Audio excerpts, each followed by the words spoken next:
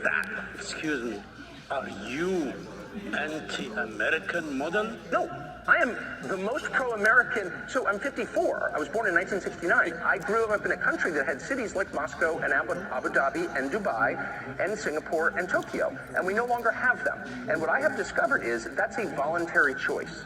As inflation is, as you heard in that fascinating last panel, inflation is the product of choices made mostly by the central bank, not exclusively, but by policymakers.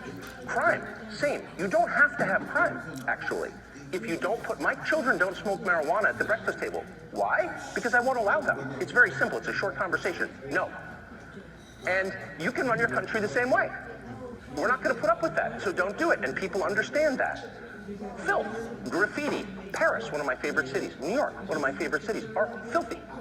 And part of the reason they're filthy is because people spray paint obscenities on buildings and no one cleans it up.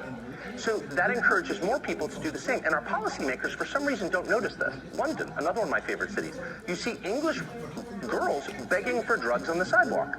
And I thought to myself, if I'm Boris Johnson, who briefly and very badly ran that country, I would ask myself, like, wait a second, my countrymen are begging for drugs on the street. Maybe I should do something about that. But no, he'll show up and give some speech about Ukraine and how we need to send, more cluster bombs to the brave Ukrainians. What are you doing? You mentioned